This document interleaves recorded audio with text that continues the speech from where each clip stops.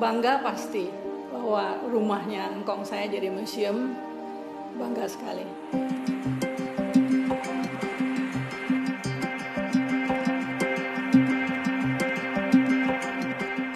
Terletak di kawasan strategis dengan akses ke jalur tram, serta dekat Stovia dan sekolah hukum.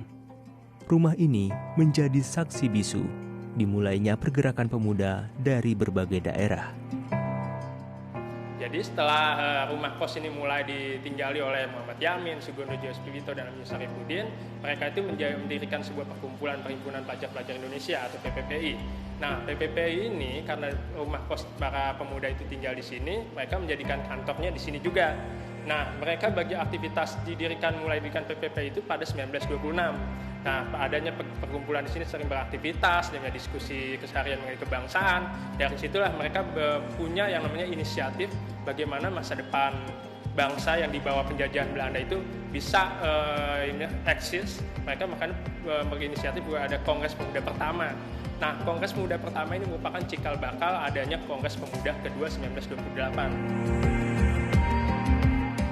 Berkumpulnya para pemuda bukan risiko kecil. Mereka harus adu pintar dengan para intel penjajah. Pemuda-pemudanya juga diawasi oleh para intel kolonial Belanda. Tidak menutup kemungkinan semuanya para peserta atau para perkumpulan ini setidaknya dibubarkan oleh pemerintah dan personilnya ditangkap.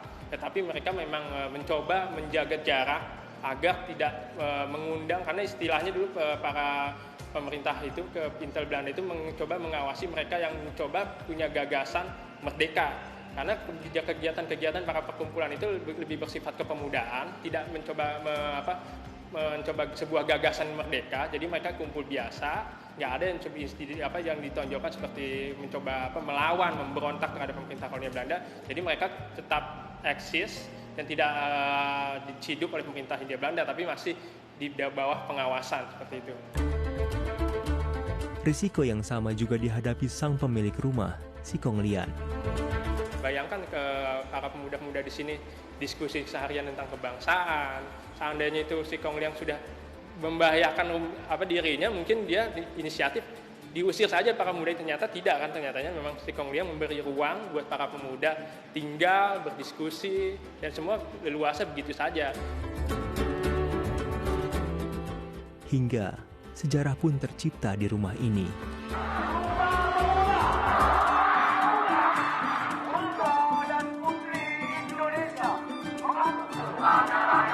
Tanah air Indonesia. Kongres Pemuda kedua ini berlangsung dalam 3 sidang. Sidang terakhir yang melahirkan Ikrar Sumpah Pemuda berlangsung di Kramat Raya 106 ini. Butir-butir yang terkandung dalam ikrar tersebut sejatinya merupakan kelanjutan dari yang dicetuskan pada Kongres Pemuda pertama di tahun 1926. Pada dasarnya Kongres Pemuda pertama itu sudah ada hasil, yakni tentang bertumpah darah yang satu, berbangsa yang satu, bangsa Indonesia. Tetapi masih ada problem yang memang belum diselesaikan, yakni tentang bahasa. Bahasa yang dirumuskan oleh Muhammad Yamin pada saat itu sebagai selaku perumus dari hasil.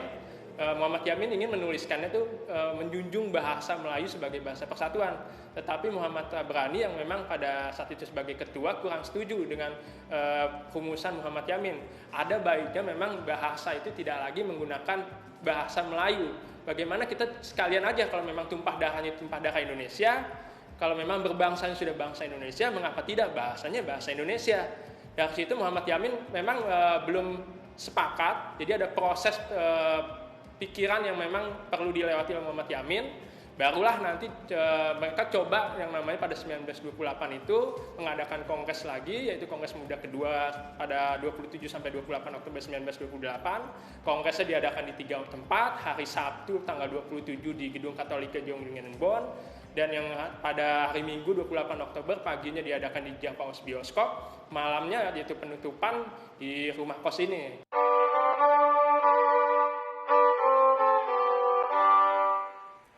Tak hanya ikrar pemuda, Kongres Pemuda kedua ini menjadi begitu penting karena pada momen itulah cikal bakal lagu kebangsaan Indonesia Raya diperdengarkan pertama kali oleh seorang wartawan bernama Wage Rudolf Supratman. Lagu Indonesia, kenapa belum Indonesia Raya? Karena memang momennya pada saat itu yang sudah saya jabarkan, pemerintah Hindia Belanda dan polisi Hindia Belanda memang sedang memperketat seluruh kegiatan kumpulan. Nah, Supratman belum memasukkan kata raya karena memang dikhawatirkan pemerintah Hindia Belanda resah dengan lirik lagu yang diciptakan oleh Supratman. Kita juga bisa melihat bagaimana di refren belum ada Indonesia merdeka-merdeka, tetapi Indonesia mulia-mulia. Ini adalah biola asli milik W.R. Supratman yang menjadi salah satu peninggalan sejarah paling berharga di museum ini. Para peserta yang mendengarkan biola Wage Rudolf Supratman dialunkan melodinya. Nah, itu responnya para peserta waktu pertama kali Supratman memainkan itu sampai selesai.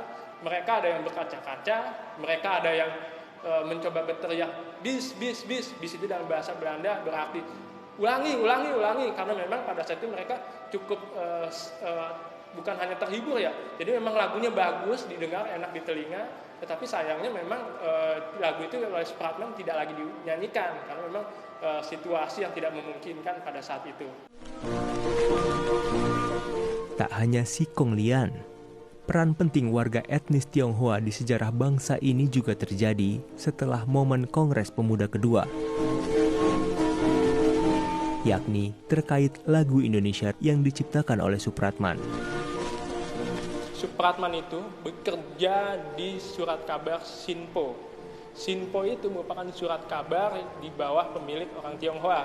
Dan redaksinya pada saat itu merupakan orang Tionghoa bernama Ang Yan Guan. Ang Yan Guan ini merupakan orang yang memperkenankan Supratman untuk silahkan publikasi lirik lagu Indonesia Raya ini di Sinpo. Kalau Ang Yan Guan berpikir, jangan, karena memang nanti membahayakan Sinpo. Itu mungkin lirik lagu itu tidak jadi rilis. Di sisi lain juga Supratman berpikir juga bagaimana lirik lagu Indonesia Raya ini bisa diperdengarkan. Nah, dia coba bertemu salah satu sahabatnya juga, seorang Tionghoa bernama Yo Kim Chan. Nah, Supratman bertemu Yo Kim Chan untuk apa? Supratman bilang ke Yo Kim Chan, saya mau merekam lagu Indonesia Raya yang saya perkenalkan ini supaya ke depan itu para generasi selanjutnya tahu ini loh lagu Indonesia Raya. Dan memang Yo Kim Chan yang merupakan kerabat atau teman dari Supratman ini memperkenankan Supratman untuk merekam. Saat itu, Supratman merekam lagu ciptaannya tersebut dalam dua versi biola dan versi keroncong. Sayang, rekaman versi biola hilang meski sudah diserahkan oleh Yo Kim Chan ke negara. Hanya tersisa satu versi yang masih bisa didengarkan hingga sekarang, yakni versi keroncong.